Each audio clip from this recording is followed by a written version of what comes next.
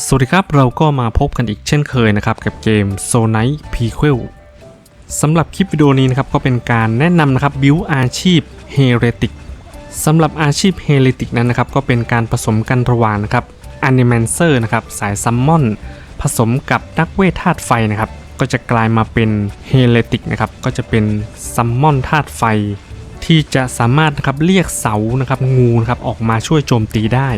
สำหรับอาชีพนี้นะครับก็เป็นอีกหนึ่งอาชีพที่ทำการอัปเดตสเปคนะครับสกิลในสเปคเข้ามาใหม่ก็จะทำให้อาชีพนี้ดาเมจแรงขึ้นนะครับแล้วก็เก่งขึ้นกว่าเดิมอย่างมากด้วยนะครับจริงๆจะว่าไปแล้วนะครับดาเมจธาตุไฟนั้นจะถือว่าเป็นดาเมจนะครับธาตุที่แรงที่สุดก็ว่าได้เลยนะครับจากการที่ลองเล่นมานะครับจะสังเกตเห็นว่าขนาดของไม่ครบนะครับแล้วก็ของไม่ดีด้วย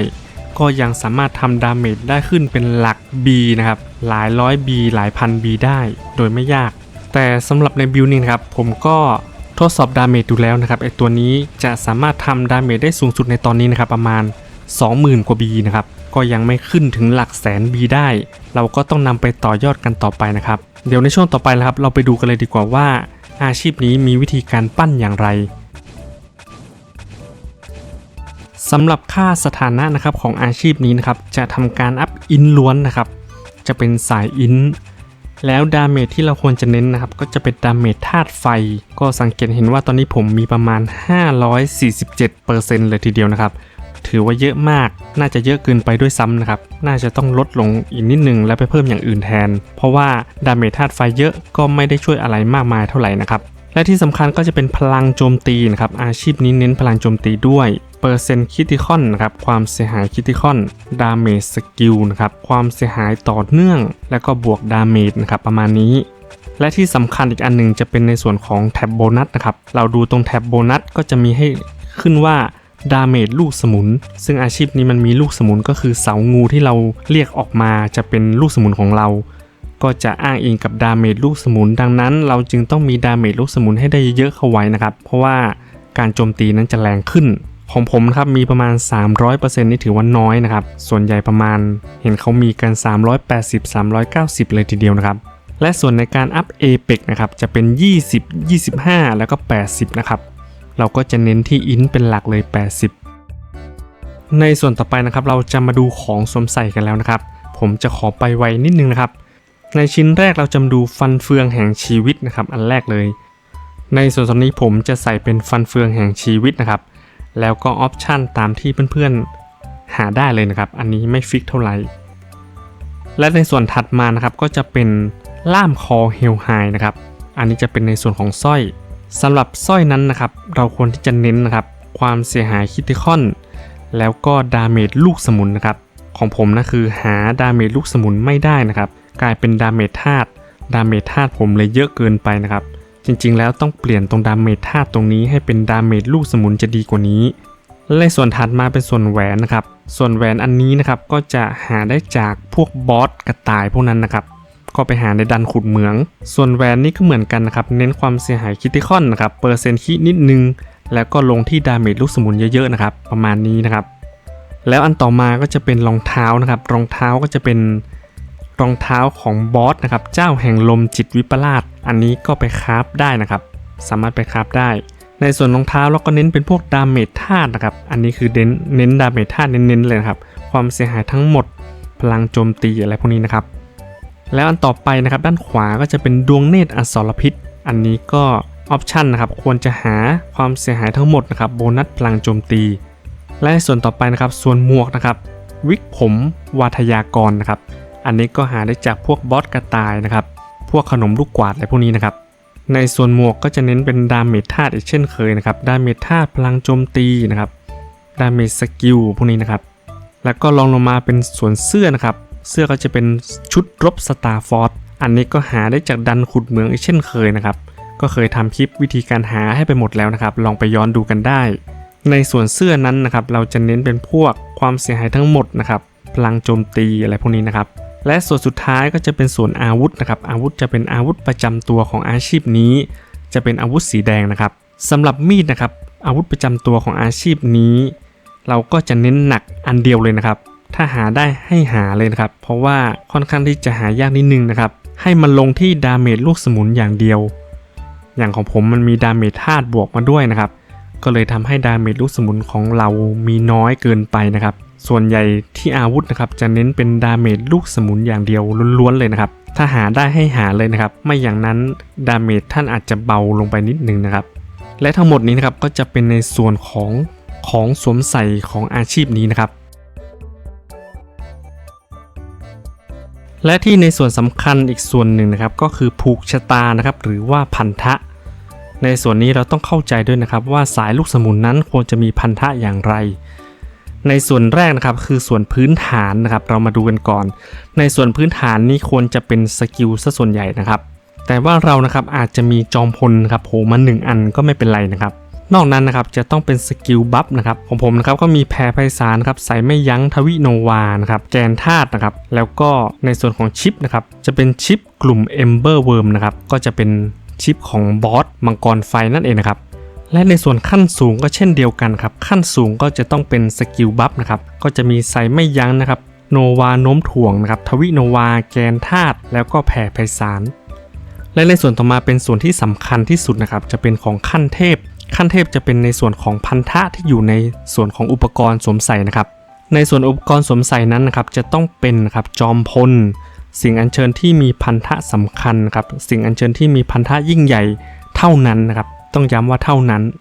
ทำไมถึงต้องเป็นสิ่งอัญเชิญที่มีพันธะสำคัญครับเพราะว่าลูกสมุนของเราจะสืบทอดเอฟเฟกต์ของโหนดนะครับผูกชะตาพื้นฐานต้องย้ำว่ามันจะสืบทอดของพื้นฐานถ้าเรามีสกิลในพื้นฐานอะไรมันจะสืบทอดอันนั้นนะครับจึงจำเป็นที่จะต้องมาไว้ในขั้นเทพเพื่อให้มันสืบทอดสกิลในพื้นฐานแล้วในส่วนของสิ่งอัญเชิญพันธะที่ยิ่งใหญ่นะครับมันก็จะบอกว่าจะสืบทอดนะครับโหนดผูกชะตาขั้นสูงก็หมายความว่ามันจะสืบทอดสกิลที่อยู่ในของขั้นสูงทั้งหมดนะครับดังนั้นในส่วนของขั้นเทพจะต้องเป็นพวกสกิลที่ใช้ในการสืบทอดพวกนี้นะครับในส่วนของพันธะทั้งหมดนะครับดูได้ทางด้านขวาแล้วครับมีอยู่8อันด้วยกันนะครับรวมทั้งใส่ชิปนะครับก็จะเป็นอันที่9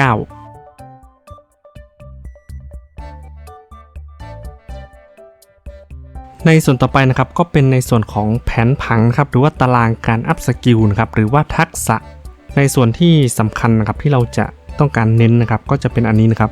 ประสานวิญญาณอันนี้ก็จะเป็นการเน้นในการใส่ชิปให้ได้เลเวลมันเพิ่มขึ้นเป็นเลเวล13นะครับถ้าเป็นชิปเลเวล7ก็เป็น14และอันต่อไปนะครับก็เป็นฟูมฟักด้วยความร้อนนะครับก็จะเป็นการตั้งเสางูนะครับและอันสุดท้ายนะครับจะเป็นวงแหวนแผดเผาอันนี้ก็จะเป็นการใส่ชิปเหมือนกันนะครับทั้ง3อันนี้เราก็จะเน้นในการใส่ชิปแล้วในส่วนอื่นนะครับก็สามารถอัพสกิลได้ตามนี้ได้เลยและในส่วนต่อไปก็เป็นสเปคนะครับสกิลที่เราจะเซตสเปคอันแรกก็จะเป็นไพโลพูนะครับอันนี้ก็จะใส่เป็น5สกิลนี้ก็สามารถเซตได้ตามนี้นะครับ5สกิลนี้อันต่อมาฟูมฟักด้วยความร้อนนะครับก็จะใช้เป็น4สกิลนี้เราจะเน้นในการอัพสกิลของสีทองให้ได้เลเวล5ด้วยนะครับและอันต่อมานะครับก็เป็นอาคมมอดไหม้คุ้มภัยนะครับอันนี้ก็จะเซตเป็น4สกิลนี้ถ้าเราอยากให้สกิลทั้งหมดนะครับแรงขึ้นการโจมตีของเราแรงขึ้นก็ให้อัพสกิลสีทองให้ได้เลเวล5นะครับหรือว่าสามารถอัพเลเวลทั้งหมดให้ได้เลเวล5ก็ยิ่งดีไปใหญ่นะครับและในส่วนต่อไปนะครับเป็นปุ่มลัดนะครับในปุ่มลัดผมก็จะเซตประมาณนี้นะครับก็สามารถเซตได้ตามนี้ได้เลยนะครับในส่วนต่อไปนะครับก็เป็นเอโลดอนนะครับเอโลดอนก็จะใส่เป็นบอส3ตัวนี้นะครับก็จะเป็นคนนะครับผู้หญิงที่เป็นชุดสีเขียวนี้นะครับ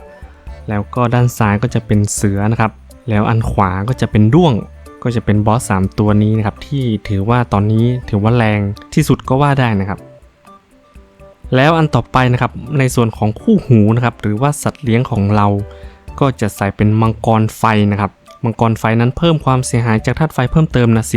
10% แล้วก็ความเสียหายจากธาตุไฟอีก 20% นะครับในการใส่สร้อยกับแหวนก็ใส่เป็นของบอสกิมฮาวนะครับทั้งสร้อยและแหวนก็จะเพิ่มเปอร์เซ็นต์คริติคอลให้กับตัวละครของเรานะครับแล้วต่อไปเป็นการใส่ Echo นะครับของใน Echo ก็จะมีอยู่4อันแบบนี้ก็จะเป็นหมวกคลุมไร้รอยต่อนะครับแหวนกษัตริย์ฟันเฟืองโคโนล็อกนะครับแล้วก็อีโซเทเลียนนะครับถ้าใครมีฟันเฟืองโคโนล็อกที่เป็นของสวมใส่ไปใส่ด้านนอกก็ได้นะครับ และตรงนี้ก็มาเปลี่ยนเป็นฟันเฟืองแห่งชีวิตก็ได้นะครับก็คือสลับกันอันไหนอันหนึ่งก็ได้นะครับและในส่วนต่อไปเป็นการใส่ชิปนะครับในลูกแก้วสีแดงก็จะเป็นของบอสมังกรไฟนะครับแล้วอันสีเหลืองด้านขวาก็จะเป็นของบอสปรมาจารย์นะครับและในส่วนตรงกลางก็เป็นสกิลและส่วนด้านล่างนะครับก็เป็นสกิลเอาไว้ฮิลนะครับกับลดคูลดาวน์และสุดท้ายนี่นะครับก็เป็นตัวอย่างนะครับในการลงหอวานะครับตอนนี้ผมก็ลงได้ประมาณชั้นที่929อยู่นะครับยังไม่มีเวลาลงต่อนะครับเดี๋ยวก็จะทำการลงต่อไปเรื่อยๆให้ถึงชั้นที่1,000 กว่านะครับสำหรับอาชีพนี้นะครับก็จะเป็นการเรียกนะครับเสางูออกมาแล้วทำการเรียกพายุหมุนนะครับที่เป็นไฟแล้วก็กดเกราะไฟ3อย่างนะครับจะเป็นสกิลที่2สกิลที่3สกิลที่4พร้อมกันแล้วหลังจากนั้นพอมันมีพายุไฟเกิดขึ้นแล้วเราก็จะกดกระโดดเป็นการกระโดดไปกระโดดมานะครับมันก็จะทำการเรียกพายุไฟกับเสางูมาพร้อมกันให้กับเราได้เลยนะครับโดยที่เราไม่ต้องกดเรียกอีกแล้วก็ทำการกระโดดไปแค่นี้เองนะครับก็กระโดดไปเรื่อยๆตามที่มีมอนอยู่ตรงไหนก็กระโดดไปตรงนั้นนะครับมันก็จะสร้างเปลวพายุนะครับพายุไฟไปอยู่ตรงนั้นได้เลยก็เป็นการเล่นที่ง่ายมากนะครับแค่กระโดดไปกระโดดมาเท่านั้นเองแล้วเป็นอีกหนึ่งอาชีพนะครับที่ทำการดันหอวาได้ไวมากแล้วดาเมจแรงเวอร์มากด้วยดาเมจระดับ10,000 ล้านนะครับก็หอวา1,000 ชั้นนี่ก็ไม่ยากเลยนะครับถ้าใครอยากได้ดาเมจระดับ10,000 ล้าน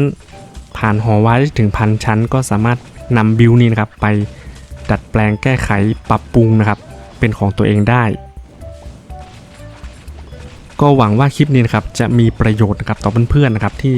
ต้องการเล่นอาชีพเฮเลติกนะครับก็สามารถดูคลิปวิดีโอนี้นะครับเป็นตัวอย่างในการไปแก้ไขปรับปรุงได้นะครับและสุดท้ายนี้นะครับต้องขอตัวลาไปก่อนนะครับก็ไว้มาพบกันใหม่นะครับในคลิปวิดีโอหน้าสำหรับคลิปหน้านั้นนะครับจะเป็นอะไรก็รอติดตามชมกันได้นะครับวันนี้ต้องขอตัวลาไปก่อนสวัสดีครับ